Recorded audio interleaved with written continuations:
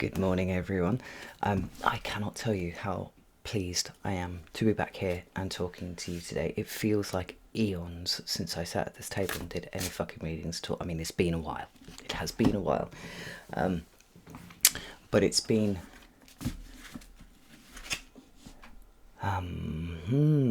transformational. I think that's the word that I would use. It has been transformational, and now I sit here before you, and I'm very fucking excited to be back here and doing things. So,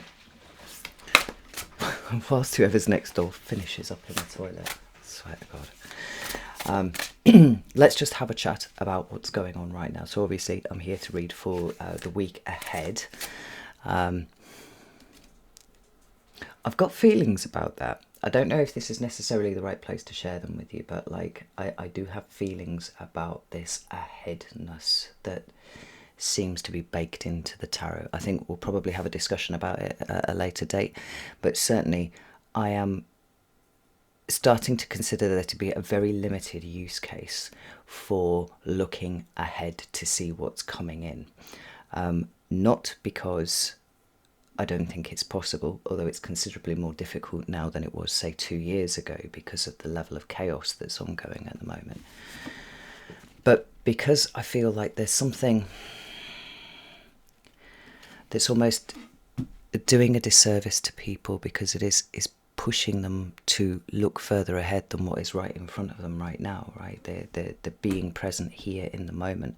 I do feel like, at least for a while, this is probably going to affect the way that I choose to read, because anything that has you looking ahead, no matter how far it is taking your attention away from the moment. And I think there's something very, very profound about being able to be here in the moment and see what is directly in front of you, whether that's opportunities, challenges, whatever. That said, we are looking from the 18th of August to the, what is it, the 26th? Something like that. Oh, 24th. I'm jumping way too far ahead. So, first things to note is that we're going to be shifting from the energy of Leo season into Virgo season. I feel like this is probably going to feel really quite different to what we've had for the rest of August. But depending on how your August is, that might be a very welcome thing indeed. I know the energy has been... it's been really quite challenging at points, but hopefully you have enough information in what is happening in your here and now to see the reasons why it had to happen the way that it did. You know, whether it's drawing up things real, you know, from the real depths of you, or whether it's simply giving you an opportunity to see properly situations for what they are. I mean, it'll be different for all of you. I mean, all of the above applies for me. But the moon will be in Virgo as well, and we have a new moon in Virgo this week. And so the energies of this coming week, I think, lend themselves very well as we see out Leo season with the with the themes that we associate with Leo, so creativity and authenticity and sovereignty and all these kinds of things, and things that are bigger, right? As Leo just does everything bigger. Combined with the energy of a Virgo new moon, which is seeing us plant seeds for things. I can feel some aspect of taking a creative vision and now getting down to the nuts and bolts of how we want to seed this. You know, I'm reminded of, I've told this story before about talking to my twins about New Year's resolutions. It was a couple of years ago now.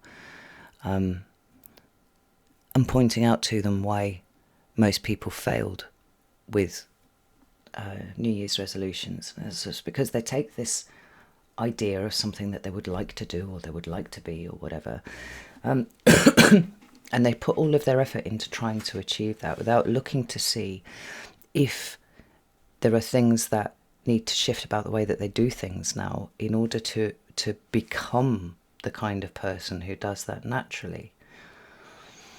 I don't know if that's making any sense, right? But if I was to decide today that I'm going to get super, super fit as I was in, 2016, 2017, whatever, and I'm going to be fighting competitions at the end of the year, that's all very well, but the chances are within probably 3 weeks, it's all going to fall apart because my life is not set up for that level of commitment and that level of discipline, right? I'm thinking about Virgo specifically here, right? Mastery takes time. It takes adjustments, and it does take, in some ways, it takes sacrifice of other things, right? So you have to get your priorities in order. At the point where I was super, super fit, I was training 6 days a week. And the only reason I wasn't training 7 days a week was because the gym wasn't open on a Sunday. And everything else in my life was organised around that, right? So yeah, the whole thing would fall apart.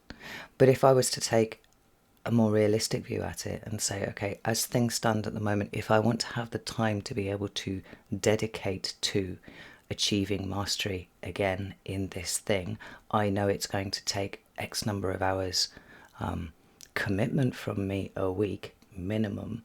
How can I restructure what I have now to make the space for that? How can I plant the seeds of a change in the way that my resources are deployed?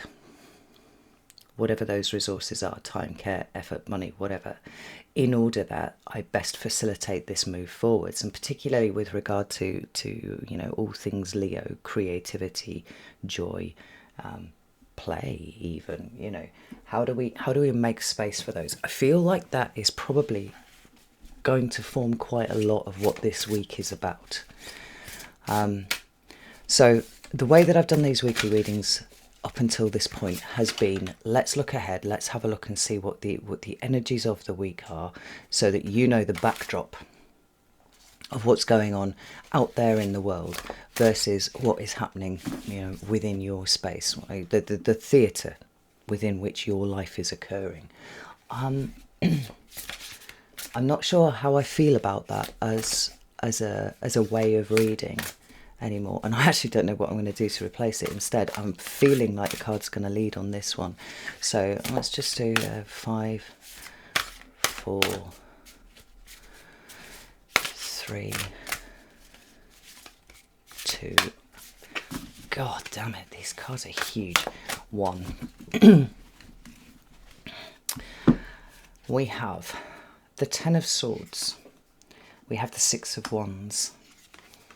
And we have the Knight of Cups. This is a wonderful set of cards here. Let me put them straight so you can see them properly.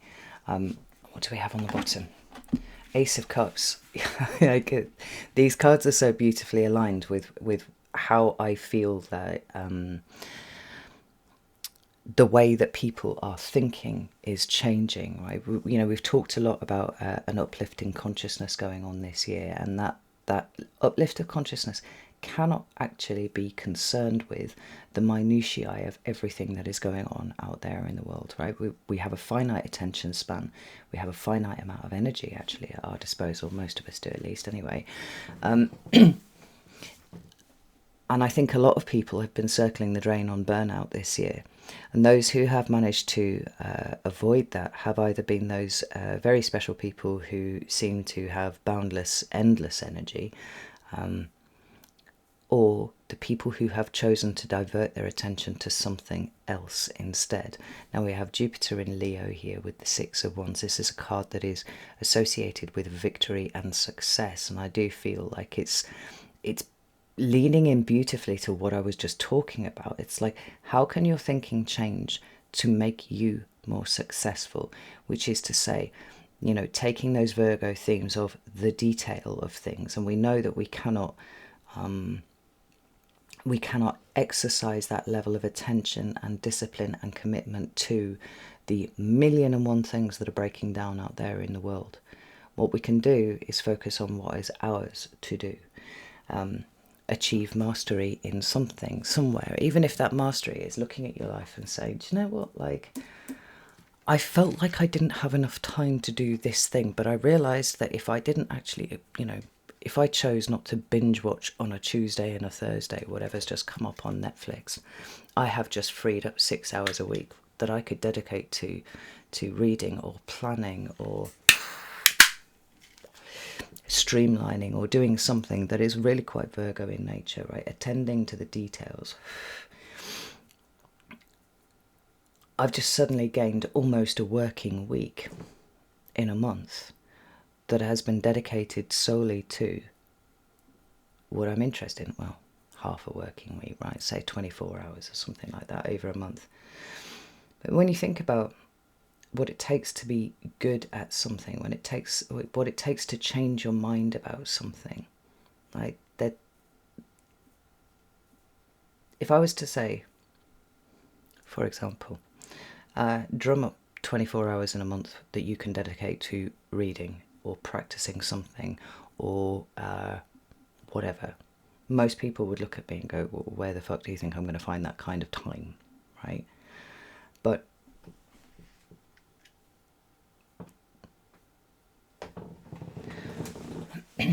when minds are changed and consciousness is shifting, and as a result priorities are shifting and points of focus are shifting, this is considerably easier than we've been given to believe. Now, I like this Knight of Cups here because that represents the sign of Pisces, and the North Node is in Pisces at the moment, right? There is a pull in a direction. We've got the Ace of Cups down here too, which is speaking very much about the investment in self, because for me the Ace of Cups is the sacred relationship that you have with the divine, the other, the universe, source, whatever it is, right? But in the first instance, the lines of communication, which I think are demonstrated beautifully by the Ace of Cups, are opened when we start treating ourselves better, when we start looking at what is important to us, what fires us up, what makes us feel like we're fulfilled, and we actually dedicate time and effort to that. Excuse me. That's the way that we talk to the divine. I'm just going to use the shorthand of the divine. But in order for us to dedicate time to that, something must change within the mind. Priorities need to shift. Things that we consider to be intractable and immovable must be manipulated and moved around a little bit. And in order to do that, we need to change the way that we think about things. Now, the Ten of Swords represents an end, and for me, actually, it's a very, very welcome card. Historically, it was because the shift from the Ten of Swords to the Ace of Swords involved a level of relief, which is what passed for joy, I guess, for me, right? It was like, well, it's the closest that I'm going to feel to feeling good. It's simply going to be not in pain anymore, not feeling like I've been left for dead by the universe anymore, right? And there was a kind of illumination that came with the Ace of Swords where it's like, well, okay, I see the truth, I see everything clearly now. It was a bit gross, but at least that tension has in some way been released. Now I can get on with the business of healing, right? But we're actually shifting from a Ten of Swords to an Ace of Cups here, and the Ten of Swords for me is welcome because it is indicative of a level of consciousness that has gone as far as it can go, and now we're looking to take that higher. And we've understood that the best way to access that, or at least the best way to apply what we are learning as consciousness is shifting, is to let go of an old mindset and start focusing on a new one instead.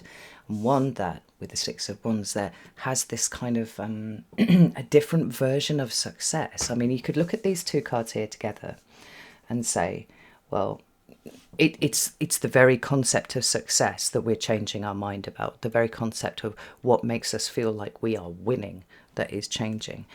It could be changing our mind around, what those markers of success look like. But quite simply, it could be the recognition that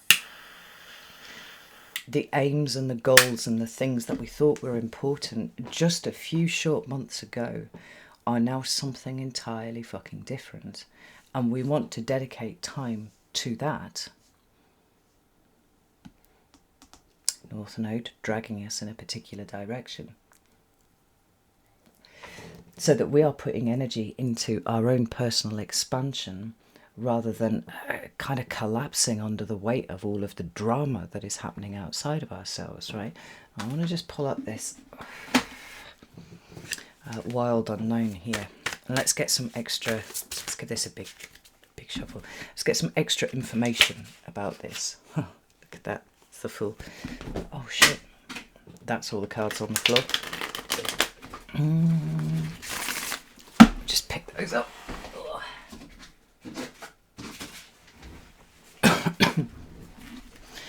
The interesting thing about this is that it's incredibly powerful, but I feel like it's very subtle too. And a lot of the training, if you want to put it that way, that we've been going through this year has been about arriving at this moment where what is very, very subtle is now sitting right and centre, front and centre in front of us, saying, well, if you want to be the kind of person who, I don't know, is a master at anything, your craft, divination, healing yourself, walking around as a healed and regulated version of yourself, there's a subtle indication that there's more that can be put into it.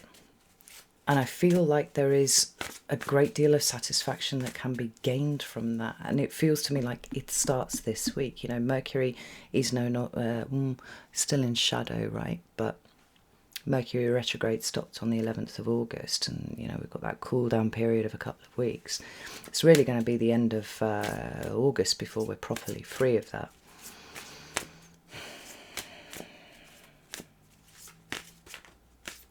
Which means that things are still kind of working themselves through. But with dedication and attention to what is working its way out now, we've got the ability to be able to tweak, hone and refine and do those things that are very Virgo in nature towards this different way of being that is now opening itself up to us, right? And I'm going to say it's 5, 4, 3, 2, and 1. For me, the Ten of Swords is a key card in the idea that we create our own reality, right? There is a point where the Ten of Swords tops out, and it's literally everything that can be achieved with that particular mindset has been achieved. Now we must ourselves shift. We must reprioritize. We must quite simply think about things differently if we want to experience a different kind of reality, and be, well, quite frankly, involved in the creation of that. So the Ten of Swords has Judgment and the Eight of Swords with it. Now, for me, I actually really like the Eight of Swords, and it's probably quite a hot take, an unpopular view, but because it's numbered 8, for me, it's all about power, where the power lies, right? And in the Eight of Swords, the restriction, the being held still, the not being able to see a way out of something is always caused by trying to travel the same fixed road in terms of where our thought processes are going. When the Eight of Swords appears, it's always an indication that the problem isn't actually what you thought it was. It's something adjacent for sure, but it's the way that you're thinking about this that is causing the deadlock. So to have this coming out underneath the Ten of Swords means that wherever we have been feeling a little stuck and trapped, and maybe Mercury retrograde has had something to do with that, there is an out if we can take it back to first principles on things. Now, the Judgment card here, often a card that comes out during retrograde periods, because there's that idea of resurrection, right? But I'm kind of erring towards more of the idea of rebirth coming from this, right? We have experienced the Eight of Swords.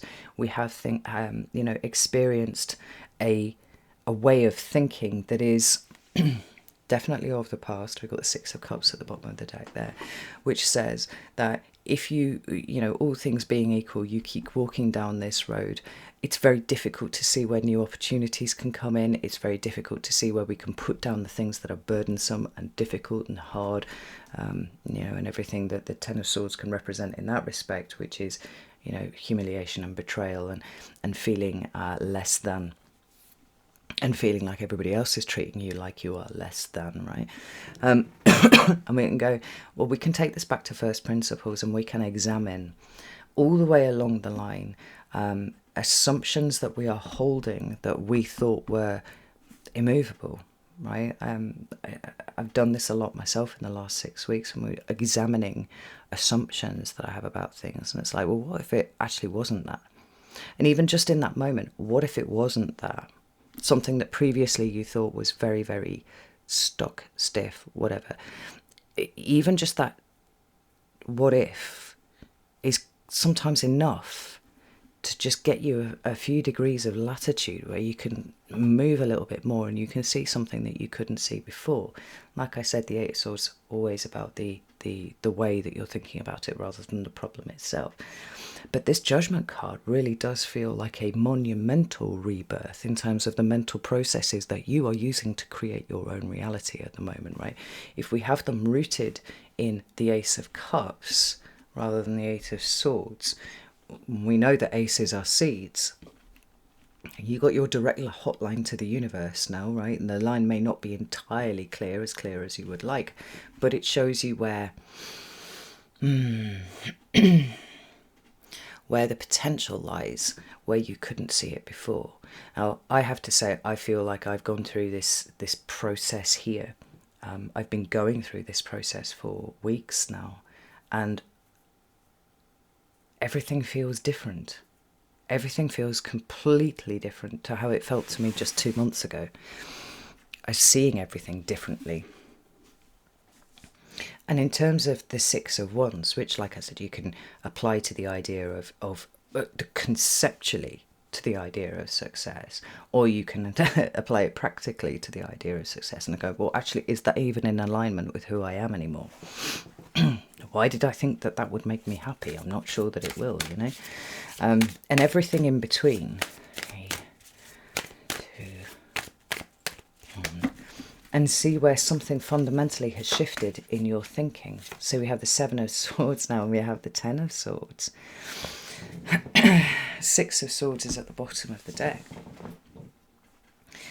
It's a very swordy week. And I think this Grandeur Trine is actually continuing through this week. I know we've been talking about Virgo energy and Leo energy, but I think the Grandeur Trine is still in operation for most of this week, if not into next week, which means that we are open to new ideas, we're open to new ways of thinking, but we have to make sure that we're actually open for that information to come through. I mean, for some of you, it might have actually been really quite jarring, info dumps into your head about things that have helped you do that. For others of you, it's going to have to be much more of a conscious and mindful process. But when we come down to even the idea of the Six of Wands, we can see how it's gone through some sort of metamorphosis. So the Seven of Swords here means variously either deceit and deception. It's one thing. Or it can talk about the need to strategize and take a risk. Now, I can see how both of these would apply, because in the case of the first interpretation, where we have deceit and deception, we are looking primarily at where we have deceived ourselves about the fact that we are stuck, we are trapped, there is no route forward, all that kind of thing, right? The deceit became was a natural byproduct of thinking about things in a very linear, very closed way. And now we are recognizing that that's been the problem. We're starting to open up and we can see things entirely differently. Now, there is a risk involved in this because you're stepping away from the way that you have always thought about things, the way that you have always done things, to something that we know not what, frankly. These patterns of thinking that you have, the cycles of thinking that we all have, are based off prior experience. Right? This is what shapes our worldview. When we talk about trauma in childhood, I mean, that is the key to particular mindsets that are developed in adulthood, the way that we approach the world. You're quite simply on the precipice of leaving behind everything that you thought before in favour of approaching the new without this kind of nervous system hovering, helicoptering in the background, constantly scanning for threats. They're saying, well, you can't go this way, do this, you can't be this kind of person, you can't do this, you can't draw attention to yourself, you can't do any of these things, right? Because that will make you a target. And insert whatever childhood trauma response you've had there, because it will apply for all of them. In favour of, I am allowing myself to go out there, vulnerable, authentic, without any of the defence mechanisms that have thus far got me through life. But it's like any defense mechanism, any coping mechanism, we understand that there comes a point where that is limiting. And I think humanity has reached that point now. And it's like, how far can we throw the chips up into the air and trust that they will land in the right place? Because I think that there is much more of a feeling of success and Ace of Cups associated with that as an idea than trying to see where the potential pitfalls and ambushes might come later in, down the road. So we've got the Six of Swords here. Is like we're quite literally shifting away from, or shifting our attention away from what has been very swordy and very difficult here into, hope. The rainbow is a universal symbol of hope. And it arcs over the top of everything. And what I like about the rainbow as a symbol of hope is that there are so many levels to it. There's so much that can be experienced within it.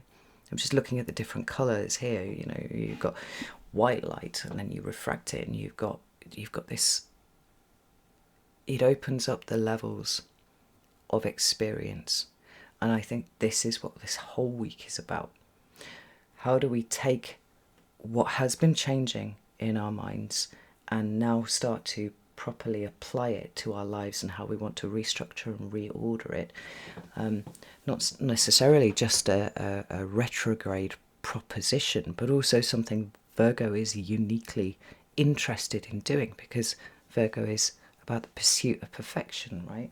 I think for some of us it might even be the realization that perfection is something that's possibly not achievable, and more importantly, possibly not desirable.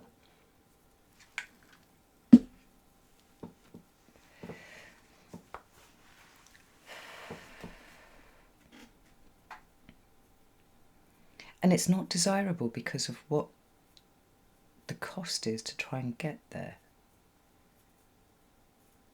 It costs too much.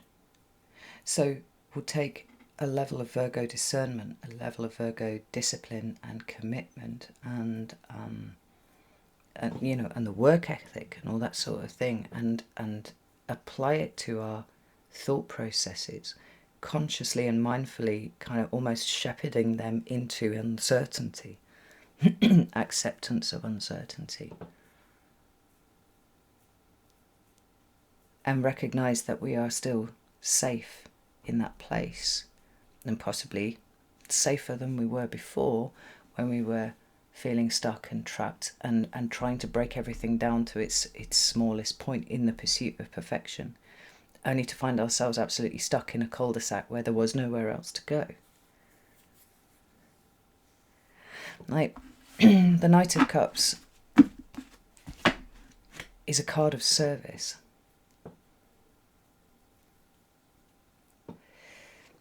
And I think there's a beautiful simplicity about the Knight of Cups. I mean, there are many ways to interpret this, right? But when it comes to pure emotion, putting pure emotion out there, not sullied by doubt or fear or chasing perfection, love and trust. I'm not even talking about giving it to somebody else. I'm talking about giving it to yourself, but also handing it out there to the universe, right? These acts of faith, demonstrations that you're okay being out here because you love and trust and you have faith.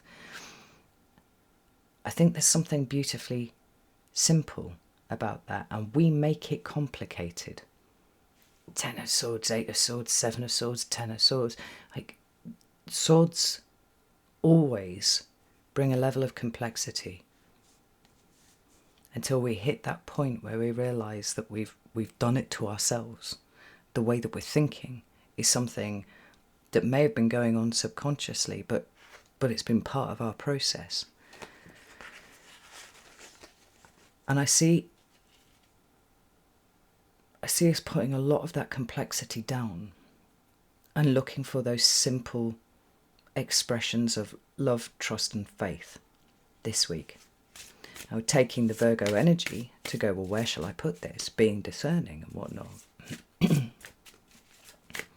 but certainly breaking free of that very dominant air energy that has been restrictive in favour of something that feels like it flows. Are we all hitting flow this week? That would be nice, wouldn't it? 5, 4...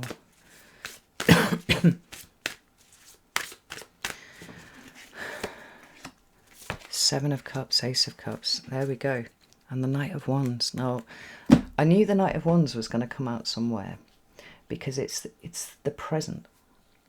Right? There is really no card that I can think of, except maybe the Fool, that really seats us in the here and now. Not what's coming up ahead, and certainly not looking for the dangers and the pitfalls and all the ways in which we could fail. Which then leads us, back to this idea of success and what success actually looks like. Is it the end result? Or is it, the journey? Is it what you learn along the way? Is it what you experience along the way? The Knight of Wands is all about the experience of the present moment. It's not about the future. To some extent, it's also not really about the past. It's rooting everything here.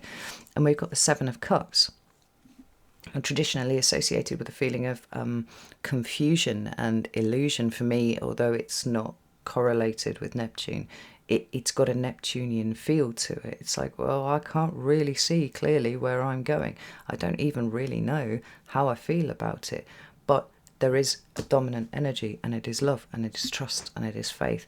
And so despite the fact that as things stand at the moment, the moon is dominant in the sky, and that doesn't illuminate all the things that traditionally I would have need to have seen in order to walk forwards.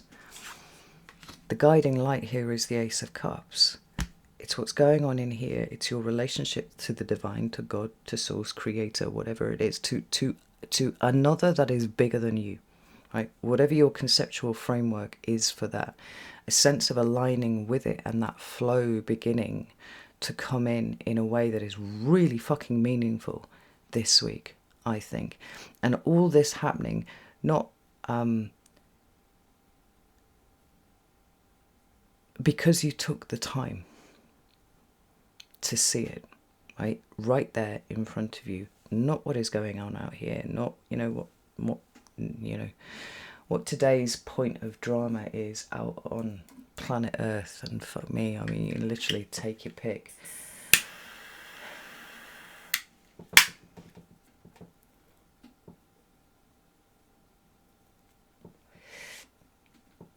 I was having a conversation with my partner last night, and he said, at what point does humanity work out how to do things collectively, right? Based not on their own self-interest, but like literally what is good for everyone, but good for everyone individually and collectively. And I was like, well, we're not there yet. We're not there yet. I said, and sometimes the idea of this is a little too big. I've been coming back to the same point in my own head, actually, for the last week or so, which is there are a lot of things that seem like behemoth tasks. They're just enormous. And I keep bringing it back to the same thing, and that's like, how do you eat the elephant, right? It's one bite at a time.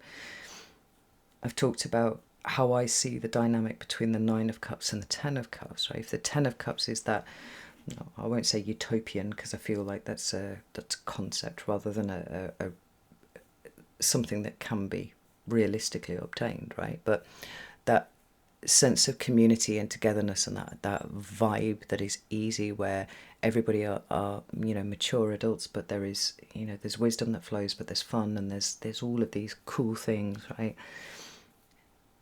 The precondition for that occurring is that everybody who is involved in that has their 9 of Cups in hand, which is to say, what we have to do is what is ours to do, and there is a collective benefit for that. Every bit of your shit that you work out is your contribution to the collective unconscious, and that is getting nudged up and up and up.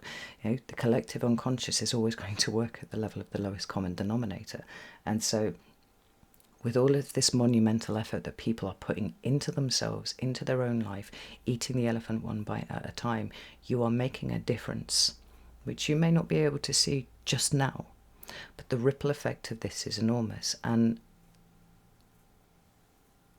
the Virgo energy is saying, can you take what you felt creative about in the energy of Leo, and can you start to seed this now? Knowing that it is not, it's not an overnight thing that's just going to happen. You know that this is going to take work and commitment and discipline and all those kind of things. But can you start shifting so that you are seeding within your own life the seeds of the expansion of the collective unconscious, or the elevation of the collective unconscious? And can you do it with what is right in front of you? Can you reprioritize? Can you see where your thinking has kept you limited? Can you move on trust and faith and compassion for yourself primarily? And can you get to a point where you understand that that is the level at which you can communicate directly with the divine?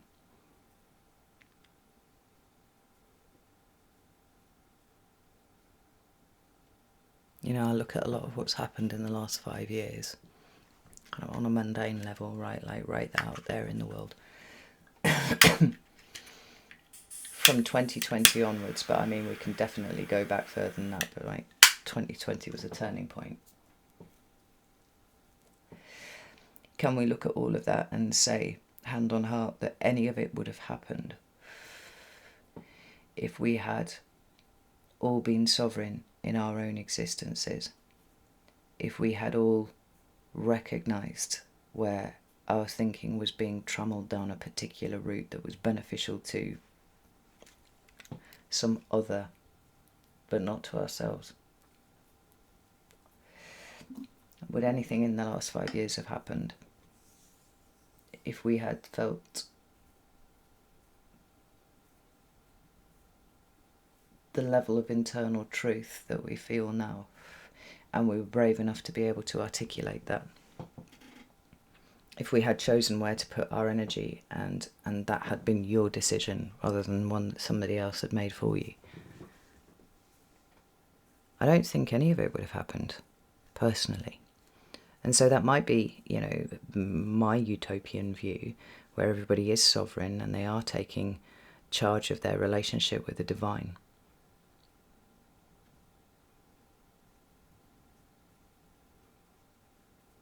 And maybe it's not quite achievable yet. Maybe we have a few more 100 years of evolution to go through before we get there, but we're definitely planting the seeds of something.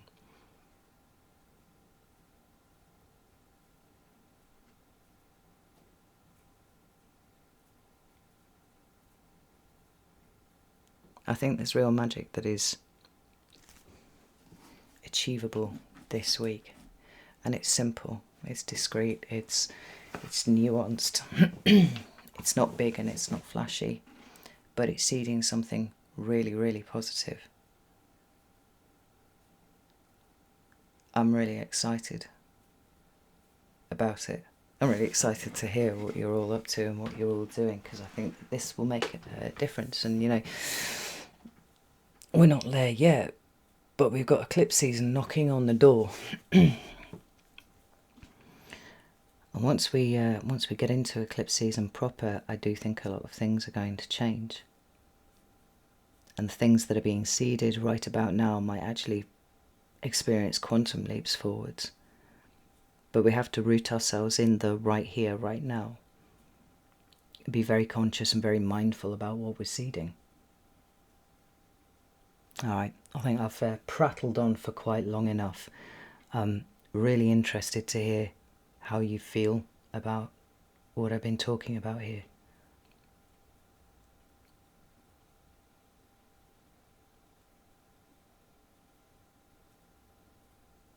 I've tapped into a level of excitement about the future that I didn't think was possible, and I've been through the red pill, the black pill, back out again, you know, and what an incredible time to be alive.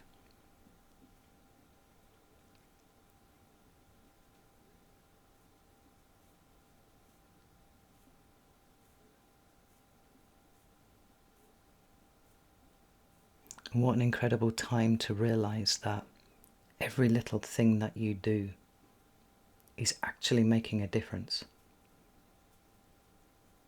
Here for it all day long. Right, I'm off. Know that I love you all very, very much. And I'll see you soon.